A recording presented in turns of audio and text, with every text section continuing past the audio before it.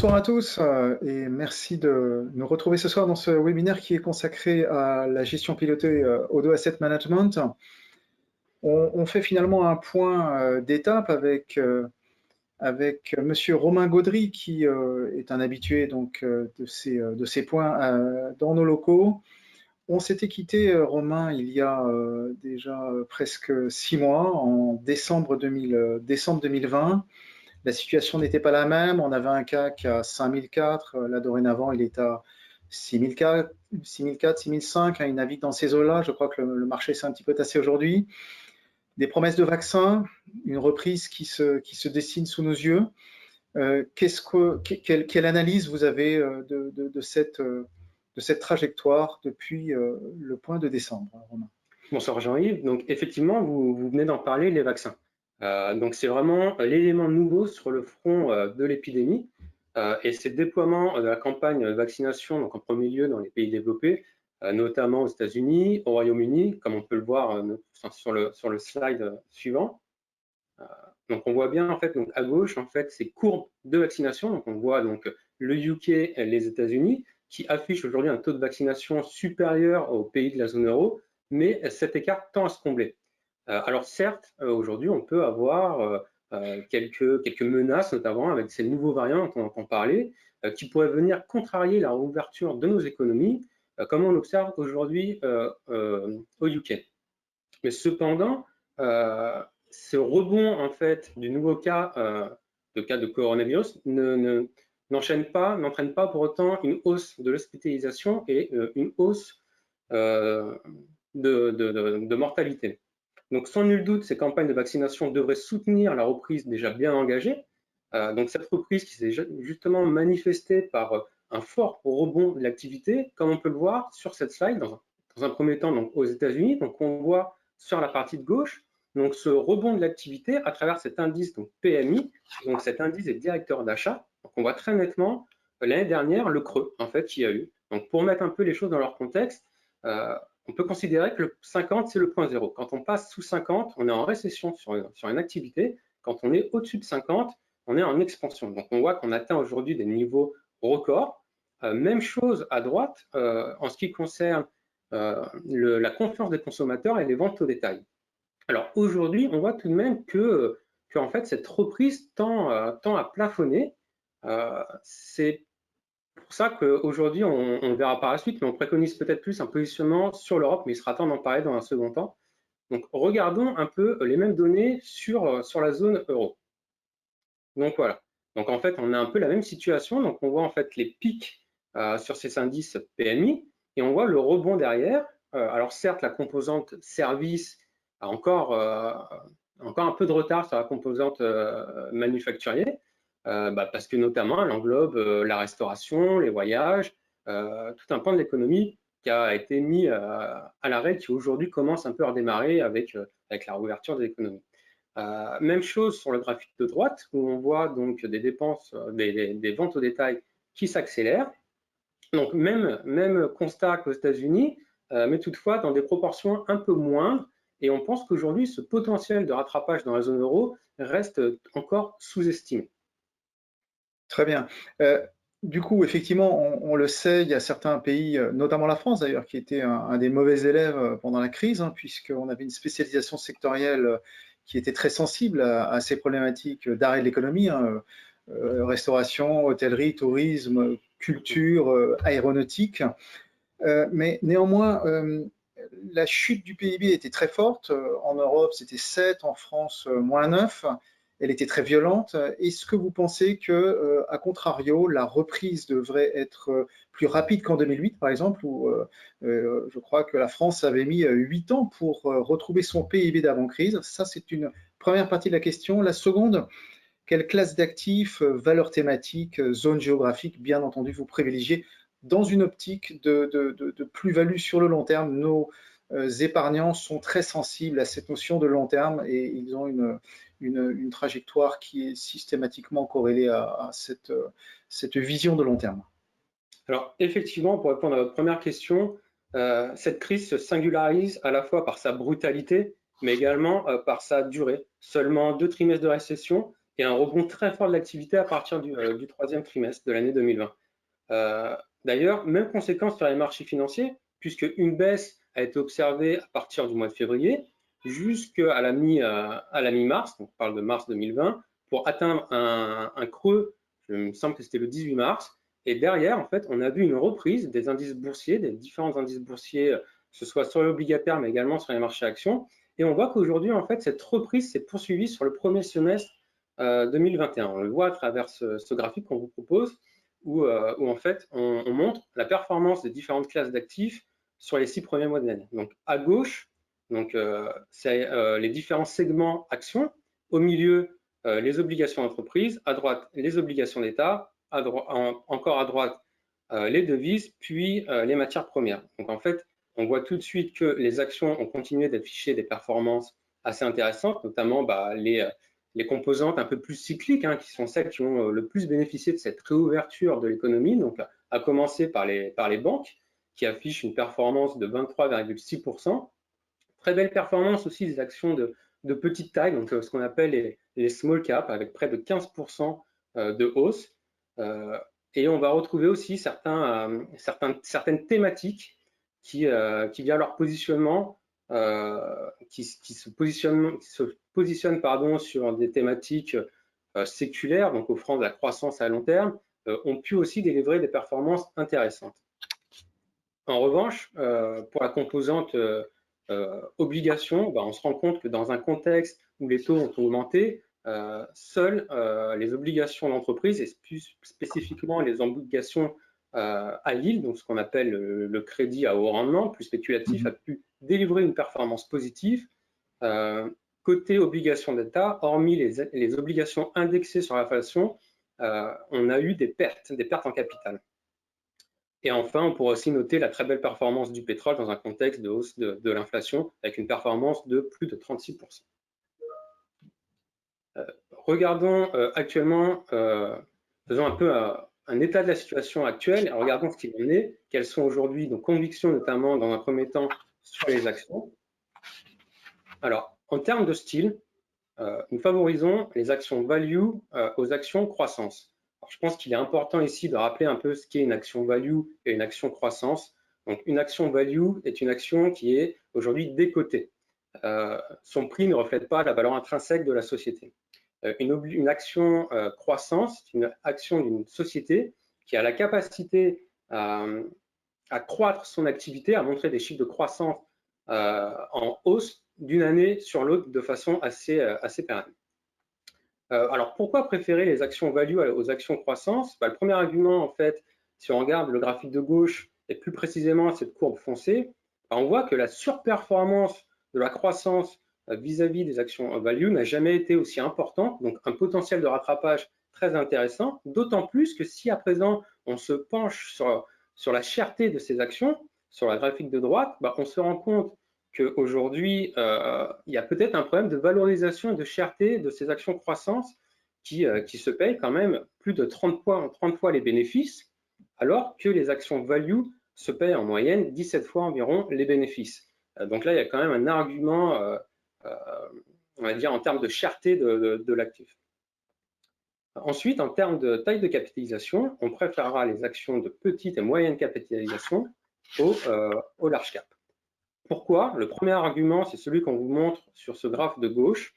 Les actions de petite capitalisation ont fait un effort de deleveraging, ce qu'on appelle sont désendettées. Donc, elles présentent aujourd'hui un bilan sain, d'autant plus que, comme on peut le voir sur le graphe de droite, les prévisions de résultats sont plus attractives. Et enfin, troisième axe, les actions thématiques. Donc, je vous propose de regarder le slide suivant. Exactement. Donc, aujourd'hui, on pense qu'il est intéressant de déceler un peu les thématiques qui pourront créer de la valeur. Donc, on pense notamment aussi qu'il y a l'écologie, à la disruption technologique. C'est vraiment deux axes très importants, notamment l'écologie. On sait que c'est un pan de l'activité qui va bénéficier des mesures de relance, des plans de relance, notamment sur les dépenses en infrastructure. Et d'ailleurs, quand on regarde ces graphiques, les investisseurs ne se trompent pas et on voit qu'aujourd'hui, elles attirent énormément de capitaux. Quand on regarde les flux, ça a collecté assez massivement. J'en profite peut-être ici pour faire une parenthèse un peu sur cette gestion thématique. Aujourd'hui, c'est quelque chose qu'on a développé chez Odo, et assez récemment, tout à l'heure, on avait développé un fonds multithématique. Donc pour ce faire, on a été vraiment étudier l'environnement des fonds thématiques pour pouvoir sélectionner les meilleurs fonds de la place pour gérer ce fonds de fonds. Et bien entendu, grâce à ce travail d'analyse qui a été fait récemment, on pourra retrouver ces fonds thématiques au sein de cette gamme pilotage dans les semaines, mois à venir. Donc plus de thématiques, je pense, parce que ça fait vraiment écho aujourd'hui. Très bien. Romain, donc on le voit bien, les actions sont le moteur de la reprise. On a très clairement les valeurs value qui ont été à l'amorce de cette reprise depuis plusieurs mois. Est venu se greffer, selon vous, donc les petites capitalisations qui ont des bilans qui sont, malgré l'endettement, plutôt sains. Et d'autre part, sur le secteur obligataire, on sait très bien qu'actuellement les taux sont bas, donc les valorisations sont chères. Est-ce qu'une remontée des taux, notamment des taux des marchés, des taux d'État, vous semble peut-être un signal pour un krach obligataire, d'une part, et par ailleurs, sur le secteur, le segment obligataire, quelle valeur recommandez-vous et quel segment sur le secteur obligataire vous recommandez, qui est assez compliqué et peu rémunérateur en réalité? Exactement, vous faites bien insister là-dessus. Donc c'est vrai qu'effectivement, on assiste actuellement à une remontée des taux longs, que ce soit sur le 10 ans américain, mais également sur le Bund allemand. La conséquence de cela, c'est que mécaniquement, ça a baissé la valorisation des actifs en circulation, et on le voit, des obligations en circulation, on le voit sur ce graphique, hormis donc le crédit au rendement, donc et la dette subordonnée, autrement dit les titres les plus spéculatifs aujourd'hui sur les compartiments obligations. En fait, on a perdu de la valeur, notamment sur les titres souverains. Alors, cette hausse des taux devrait se poursuivre, notamment portée par des prévisions de croissance et des anticipations d'inflation toujours à la hausse, mais on n'attend pas non plus un décollage des taux.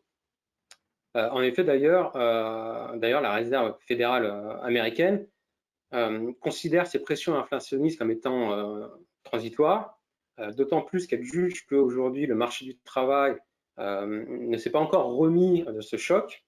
Donc elle n'anticipe pas, elle ne prévoit pas plutôt de remonter ses taux directeurs avant 2023. Donc quant à la BCE, donc la Banque centrale européenne, pour sa part, elle n'a pas encore communiqué sur un potentiel durcissement des conditions monétaires. Donc non, on ne pense pas qu'on va assister à un krach obligataire, mais on pense tout de même que la hausse des taux à laquelle on assiste aujourd'hui va perdurer. D'ailleurs, sur les slides suivants, on peut remettre un peu les choses dans leur contexte. Donc on voit en fait qu'on a une baisse de taux, et que derrière, que ce soit sur le 10 ans US, donc en bleu, et sur le Bund allemand, on voit qu'on a une remontée. Mais on reste toujours dans un schéma de taux assez bas, sous les moyennes à 5 ans. Donc une classe d'actifs assez délicate à jouer. Donc comment aujourd'hui on se positionne? Donc nous, on préconise en fait d'avoir un positionnement peu sensible à cette remontée des taux. Donc autrement dit, d'embarquer une faible duration. Et en termes de compartiments, on préconise plutôt les obligations corporate, que ce soit l'investment grade, donc, et les obligations en rendement qui continuent à offrir un rendement positif à échéance. D'accord, très bien. Romain, on va sans doute passer à l'analyse que vous nous avez déroulée. Comment vous l'avez concrétisé dans les 3 profils qui sont gérés dans les contrats généralisés épargne? Pour mémoire, profil prudent avec 60% du fonds Eurocima, donc le fonds justement qui a des rendements plutôt bas dans la mesure où il est chargé en obligations assignées à du trésor, qui sont passés pendant 1 an et demi en territoire négatif. C'est assez nouveau. Il est repassé cet OAT en territoire positif depuis quelques semaines. Mais ça reste extrêmement ténu puisqu'on est à 0,13, 0,14, ça navigue tous les jours. Le profil équilibré est l'exact inverse, 40% sur le fonds en euros et des obligations et des unités de compte, et le fonds le plus dynamique, 90% sur des obligations et des actions, donc très chargées en actions, et 10% sur Eurocima. Qu'est-ce que vous en avez fait de ces fonds et quels ont été vos choix tactiques et stratégiques? D'accord. Donc simplement, juste pour résumer un peu ce qu'on vient de dire, pour résumer un peu notre vue aujourd'hui, si je devrais être assez rapide, on est plutôt positif sur les actions. Au sein des actions, on favorise les actions européennes en termes de style plutôt value, les petites capitalisations, et enfin sur les obligations, peu de duration. Donc regardons aujourd'hui comment on a navigué un peu dans cet environnement et les différents arbitrages qui ont pu être faits durant les derniers mois. Donc là, on vous a mis une petite frise chronologique sur la slide suivante.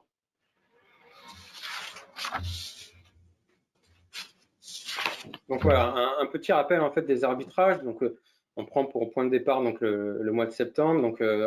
Faut remettre un peu les choses dans leur contexte. On parlait d'une deuxième vague, des possibilités de reconfinement et de couvre-feu pour endiguer un peu cette nouvelle menace. Donc là, on avait préféré baisser un peu les expositions, sachant qu'on était toujours surexposé à titre de comparaison vis-à-vis de nos indicateurs de référence. À partir du mois de décembre, donc on a commencé à mettre en place un peu cette préférence pour les actions value, notamment les cycliques, et également à investir sur les petites capitalisations. Au mois de janvier, on a diversifié un peu notre poche sur la gestion thématique. Donc aujourd'hui, la gestion thématique, on la joue sur trois thèmes: le vieillissement de la population, l'intelligence artificielle, et au mois de janvier, on a rajouté une composante sur les millennials. Au mois d'avril, on a réduit l'exposition, notamment sur les États-Unis et les titres croissance. Donc on sait, hein, les titres croissance sur les États-Unis embarquent pas mal de valeurs technologiques. Et c'est vrai, comme je l'ai dit tout à l'heure, on peut se poser quelques questions, notamment d'un point de vue valorisation. C'est des actions qui se payent quand même assez cher aujourd'hui.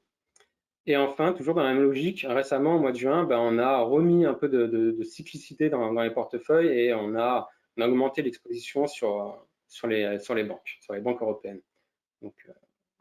Romain, je vous Regardons. entends parler de valeur value, hein, c'est votre leitmotiv. Est-ce qu'on peut se dire aussi que certaines valeurs value, hein, comme les assurances, les banques notamment, ne sont pas en train de devenir des valeurs de rendement parce que justement leurs cours ont pas mal baissé et que les dividendes ont pris la place un petit peu du rendement que vous en attendez de par les cours?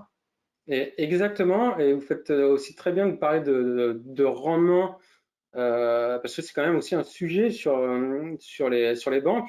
On a vu que pendant la crise, la Banque centrale européenne a mis un ban un peu sur la distribution des dividendes sur les banques, et aujourd'hui on s'attend à ce que ce ban soit levé. Il va être levé très probablement en fin d'année, et ça va devenir un peu renforcer notre conviction. Et effectivement, il y a quand même une dominante assez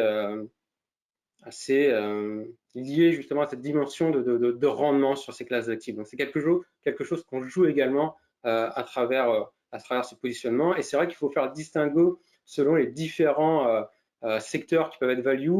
Donc nous, on a préféré aller sur les banques qui sont quand même assez procycliques. En revanche, on n'a pas été investi dès la fin d'année sur des secteurs qui étaient toujours un peu chahutés, comme le loisir, le tourisme. Donc voilà, la value, mais en étant sélectif tout de même. Donc oui, je vous propose de regarder un peu aujourd'hui le positionnement de nos différents profils, donc à commencer par le profil le plus prudent. Le positionnement, il est très bien illustré par ce camembert à droite. Donc on voit qu'aujourd'hui aujourd'hui c'est des chiffres arrêtés à fin juin. Donc on avait un peu moins de 15% actions, 25% sur la partie obligation et 60% donc sur ce contrat Eurocima. Si on regarde la décomposition de la poche action, donc on voit notre préférence pour l'Europe. On voit aussi qu'on a quand même une certaine diversification avec des émergents du Japon, et également une bonne position sur la thématique. Sur les obligations, donc du souverain, mais là je tiens quand même à préciser, du souverain via un fonds, le fonds Generali, 1-3 ans, donc très court, qui embarque peu de sensibilité justement à cette hausse de taux, donc peu de duration. Et ensuite, nous avons 5% de convertibles, du crédit de bonne qualité et du crédit spéculatif. Regardons à présent le profil équilibré. Ah, autant pour moi. Donc regardons comment s'est comporté ce profil prudent. Donc là, c'est la performance depuis le début de l'année, donc sur le premier semestre. Donc en noir, nous avons la performance du profil prudent qui s'établit aujourd'hui à 1,15% et en orange, son indicateur de référence. Donc là, c'est une satisfaction, on a su faire mieux que cet indicateur de référence sur les 6 premiers mois. Romain, on dit à nos adhérents, à nos épargnants, que le profil prudent a vocation sur une maturité d'environ 10 ans, hein, sur une durée longue, à surperformer la moyenne des fonds euros de environ 1,5%. Est-ce que cette analyse est toujours la bonne? Alors c'est vrai que c'est quand même assez compliqué aujourd'hui parce qu'on a perdu un moteur de performance tout simplement avec le fonds Rosima qui affiche des rendements très faibles. Donc c'est vrai que c'est peut-être le profil le plus challenging un peu pour délivrer de la performance. Moi j'ai coutume de dire qu'on s'attend à avoir un rendement de 2% par an, mais en pratique c'est quand même assez compliqué quand on a 60% de l'allocation qui tend à avoir un rendement de zéro. Mhm. Donc c'est pour ça, enfin, oui, c'est peut-être toujours le cas, mais c'est quand même assez challenging aujourd'hui dans cet environnement de taux bas avec un fonds Rosima qui ne délivre plus la performance qu'il pouvait délivrer auparavant. D'accord, merci. Profil équilibré maintenant, donc. Le positionnement, donc un positionnement un peu plus axé sur les actions que le profil prudent, donc 36% d'actions, 24% d'obligations et 40% du fonds Eurocima. Donc là encore, on voit notre préférence pour les actions européennes, cette appétence aussi pour les actions thématiques, un peu moins d'US et du Japon et des émergents en diversification. En ce qui concerne le positionnement obligataire, 11% de souverains, là encore, sur du segment très très court, donc peu de sensibilité, peu sensible à cette hausse des taux, 3% de convertibles, 7% de crédits bien notés et 2,5% de crédits plus spéculatifs. Regardons comment s'est comporté ce profil depuis les 6 premiers mois de l'année en termes de performance. Donc un mandat qui performe d'un peu plus de 4% depuis le début de l'année, quand son indicateur de référence affiche une progression de 3,49%. Sur le profil équilibré, nos adhérents ont en tête une progression, une promesse en tous les cas de 4%. Est-ce que c'est toujours le cas? On peut vraiment avoir ces chiffres en tête, Oui, stratégiquement en tous les cas? alors moi j'ai coutume de dire, vous voyez, vous êtes un peu plus conservateur que moi, quand on a pu me poser les questions sur ce webinaire auparavant, j'ai coutume de dire 5%. Mais on est dans le même ordre de grandeur. Donc on embarque plus d'actions et on l'a vu, les actions se sont très bien comportées. On continue d'être positif sur les actions, donc prévoir un rendement de 4%, ça reste réaliste. D'accord, merci. Donc le profil dynamique, dorénavant, le plus offensif. Le plus punchy et exactement le plus offensif. Donc aujourd'hui, on embarque 76% d'actions, toujours un peu avec cette même répartition géographique. Donc 24,5% d'Europe, 23 d'US, des thématiques et en diversification, un positionnement sur les émergents et le Japon. Et on va retrouver aussi le même positionnement sur la partie obligataire, donc du souverain, 4,5% en obligations de bonne qualité, donc c'est titres investment grade, et 2,5% en obligations high yield. Donc regardons la performance du fonds. Donc là, c'est le seul profil qui s'affiche un peu en retrait vis-à-vis de son indicateur de référence, 8,63%, quand son indicateur de référence affiche une progression de plus de 10%. Donc ça, on peut l'expliquer. Hein. D'ailleurs, on a fait une petite étude en fait sur le graphe suivant pour décomposer un peu les différents moteurs de performance et décomposer les différentes sources de performance. Alors, pourquoi sur ce profil dynamique, nous sommes un peu en retrait? C'est du fait en fait de notre surpondération du Japon et des actions émergentes qui est plus marquante du fait parce qu'on a une poche action plus importante qui est un peu coûtée. Donc on avait plus d'actions émergentes et moins d'actions américaines. Les actions émergentes et les actions japonaises s'affichent aujourd'hui avec un peu de retard à titre de comparaison au titre européen et américain. Voilà pourquoi on a pris un peu de retard sur notre indicateur de référence.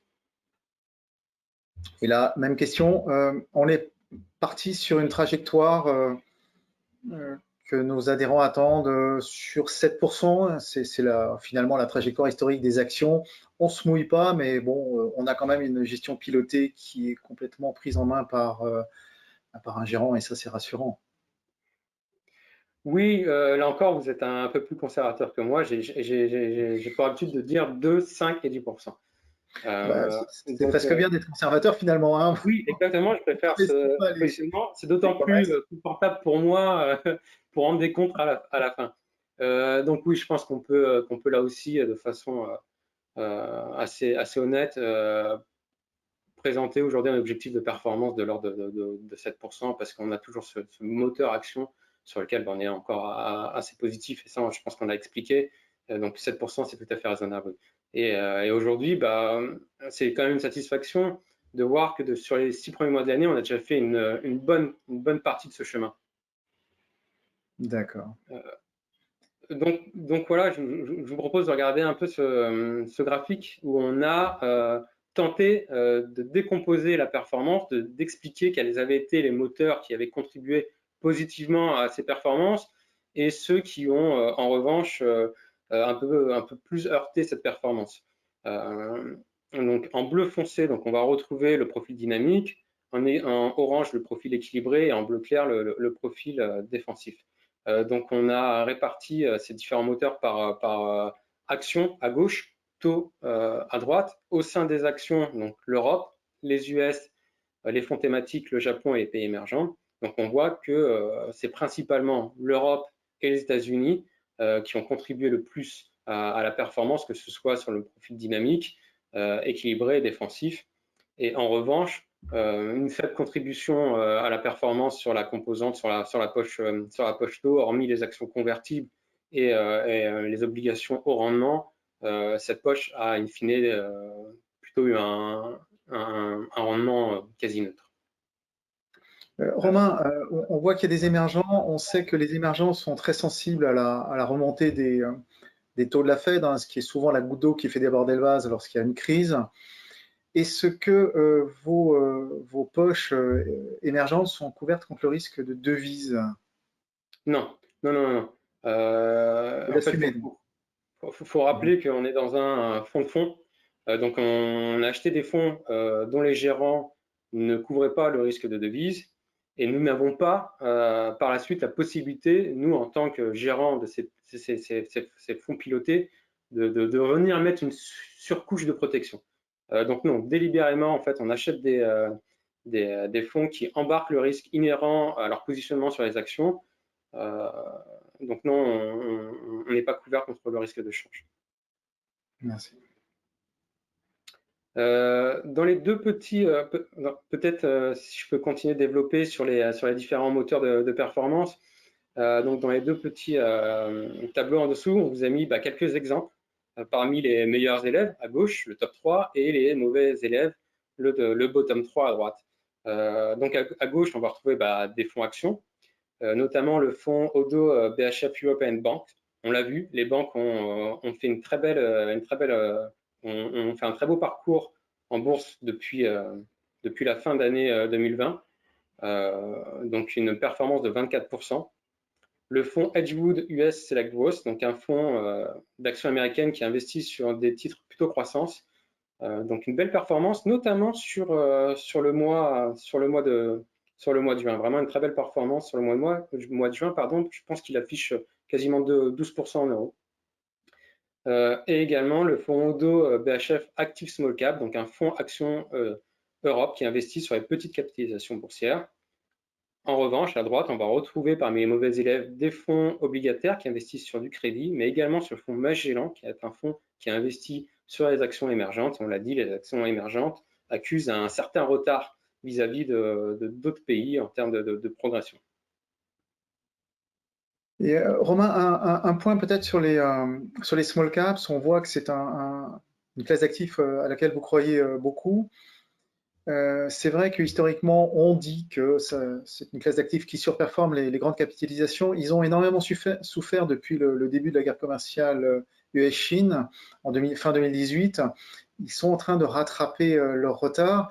Est-ce que vous pensez qu'on va avoir cette surperformance des petites capitalisations par rapport aux grandes, comme on a l'habitude de l'indiquer historiquement? Alors, nous, on y croit. Pourquoi? Parce que vous l'avez dit, les conflits, guerres commerciales avaient pu heurter ce compartiment à small cap. En revanche, les plans de relance ont été déployés à une échelle, euh,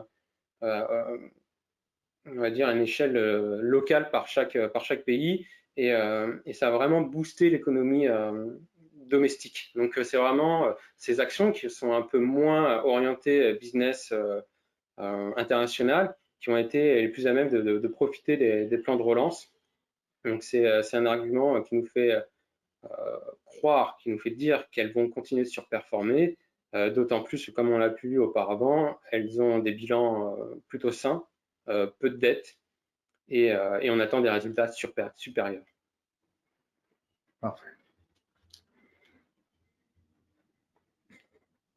Là, je crois qu'on va regarder les performances. Voilà, c'est ça depuis 8 ans. Hein, les trois profils ont intégré en 2012, hein, juin 2012, le contrat Générali Épargne en même temps. Donc, on voit les performances donc, depuis. Performance calendaire, exactement. Donc, on voit les performances à fin juin, celles qu'on vient de commenter, mais on voit également les performances sur un an glissant. Et là, on voit très bien que ce soit sur le profil prudent, équilibré ou dynamique. Alors, petite nuance sur le profil dynamique, mais on fait aussi bien, voire mieux que notre indicateur de référence. Donc, on a plutôt su bien naviguer dans ce contexte assez particulier. Je crois que ce sont les questions des adhérents qui devraient nous Oui, être bonsoir. soumises. Bonsoir, vous m'entendez? Oui, parfaitement. Bonsoir. Alors, nous avons reçu plusieurs questions de la part de nos épargnants. Je vais commencer par une question assez générale pour Romain, si cela vous va. Quel peut être l'impact d'une hausse de l'inflation sur les marchés financiers, à la fois actions et obligations? Alors, une hausse de l'inflation aura comme impact de faire monter les taux. C'est ce qui se passe actuellement et c'est ce qu'on voit. Donc, c'est quelque chose en fait qu'on suit de près, que la Réserve fédérale américaine suit de très près. Aujourd'hui, c'est un peu aussi le fruit de ces plans de relance qui a entraîné un peu d'inflation. Donc, elle communique là-dessus et aujourd'hui, on pense que cette inflation est transitoire. Donc, l'impact devrait être assez limité à terme. Mais si elle devait se prolonger, donc ça viendrait monter les taux. Donc ça, c'est la première conséquence et non des moindres, la plus importante.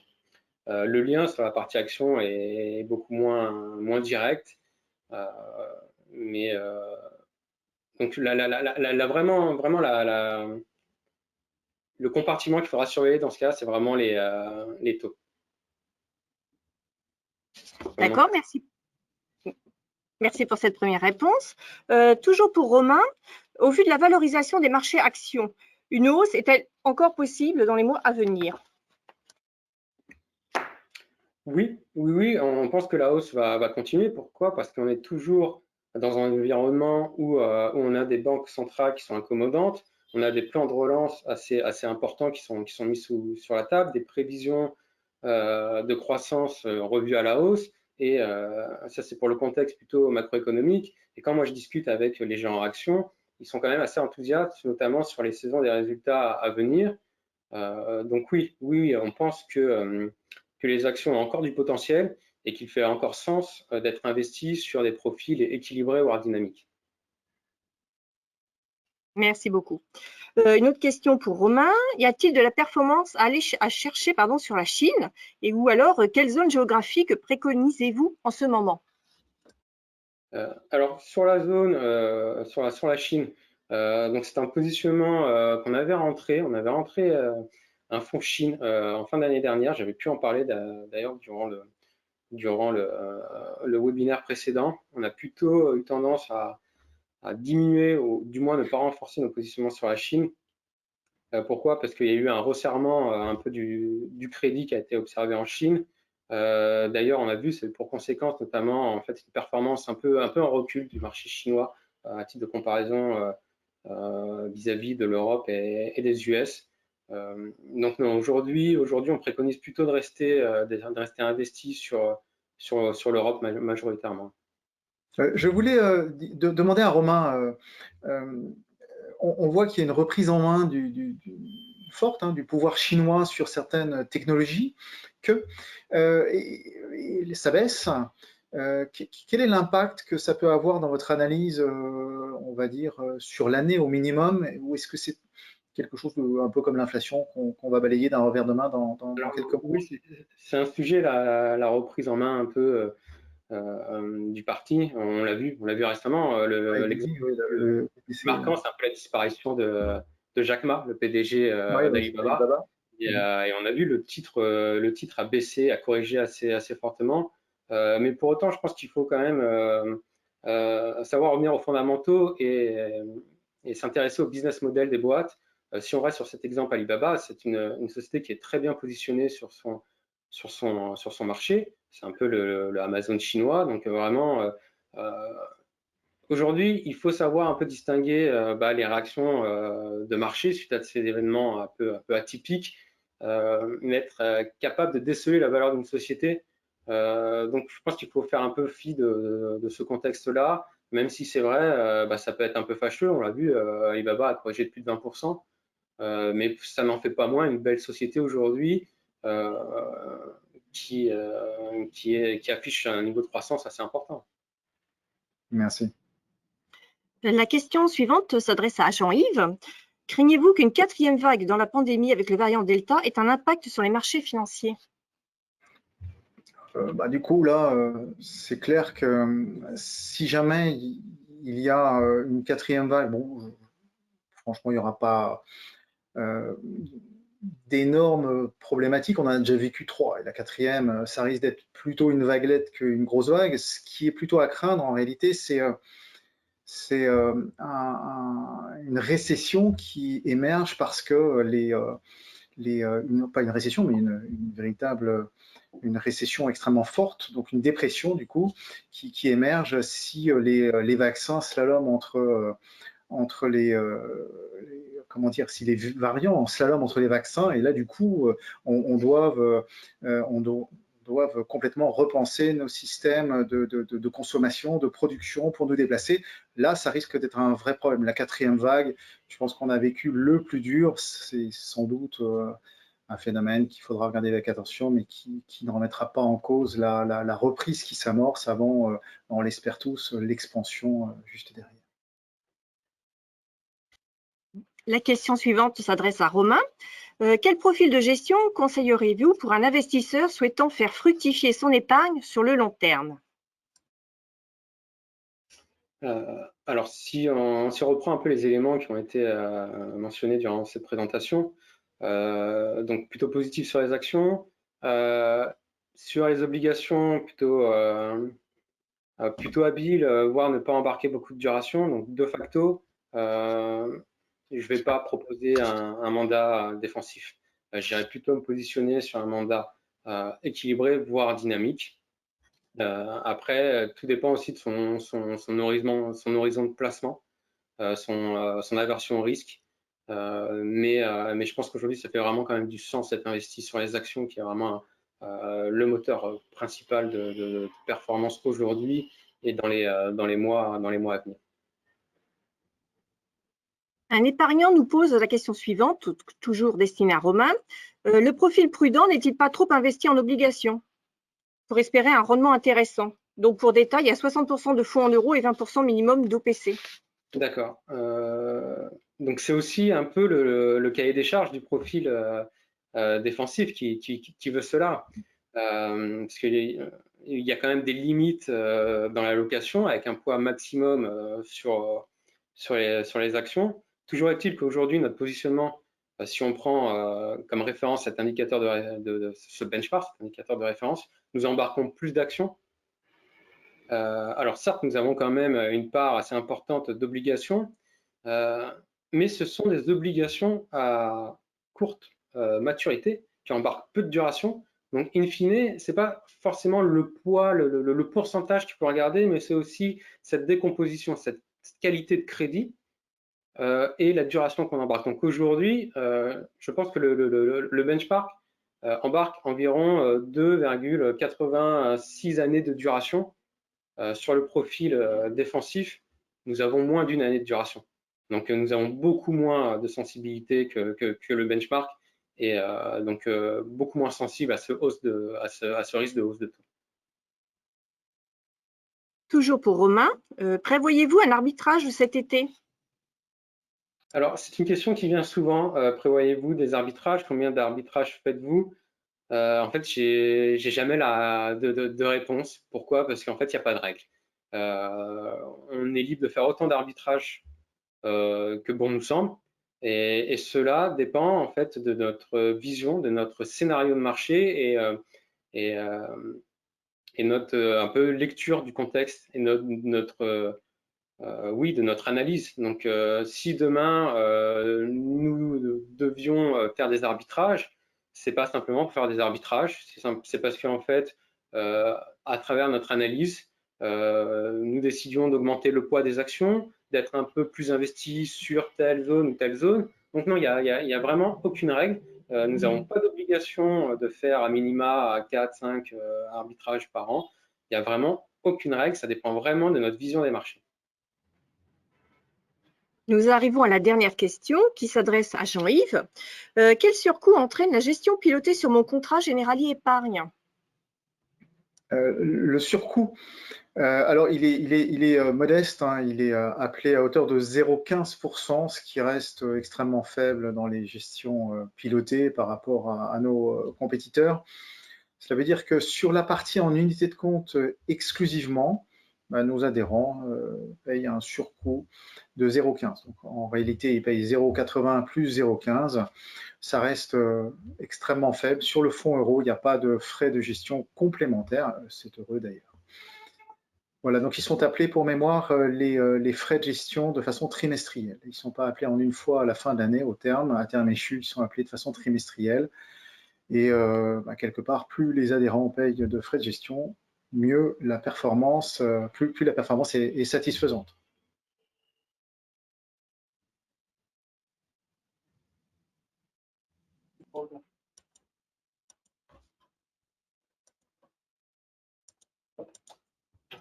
Pour ma part, j'avais terminé là. Alors, je pense qu'on va passer à la conclusion. Hein. Là, du coup, je suis en automatique. Hein. J'ai la conclusion sous les yeux. Je vous la rétrocède avec un petit peu de... sans forcément la lire, hein, parce que c'est important qu'on puisse, au terme de cet échange, avoir l'essence de ce qu'on s'est dit. On le voit bien, la reprise, elle est enclenchée, elle est là, elle est sous nos yeux. On espère qu'il n'y aura pas de dépression. Bon, on croise les doigts. Les scénarios sont plutôt optimistes pour l'instant, pourvu que ça dure.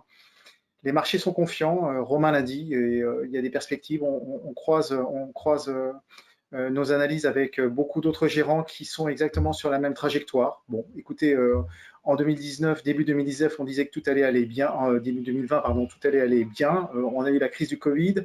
Voilà.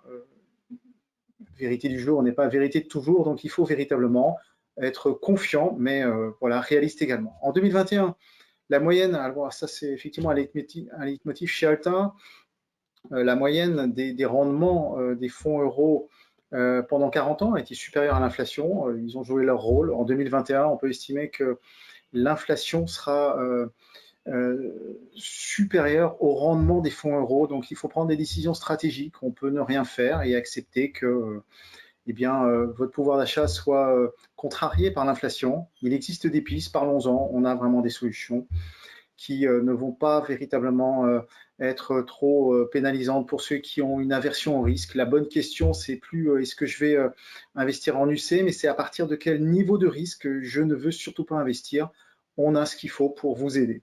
Le dernier point, c'est que les trois profils proposés, on les a vus, les performances, elles sont solides, elles sont très intéressantes. Au prorata de la sensibilité que vous aurez sur les marchés financiers, parce qu'effectivement, on est contraint par un risque, par une rétrocession réglementaire, on doit évidemment savoir quelle est votre sensibilité au risque. Eh bien, on voit que ceux qui ont pris le plus de risques, sans forcément vous dire allez forcément prendre un risque maximum, mais ceux qui ont pris le plus de risques ont été récompensés. Et c'est la réalité de ce qui se passe depuis 1896, depuis que les marché existe. Le Standard & Poor's, globalement, a fait peu ou prou 7% par an. Et les marchés financiers continueront à délivrer une surperformance parce qu'on n'est pas sur du loto, on est sur un investissement, sur des personnes en chair et en os, sur des chefs d'entreprise, sur des gens qui, tous les matins, se lèvent pour être performants, être peut-être les meilleurs, et notamment les valeurs de croissance qui ont toujours un avantage concurrentiel par rapport à leurs compétiteurs. Voilà, pour ma part, eh bien, écoutez, je vais en terminer là. Je remercie Romain de son intervention. Je remercie nos adhérentes et nos adhérents d'être à l'écoute, de s'être connectés ce soir, et on reste tous collégialement avec les équipes d'Alta Profit à votre écoute et à votre totale disposition. Bonne soirée, à bientôt, merci. Bonne soirée.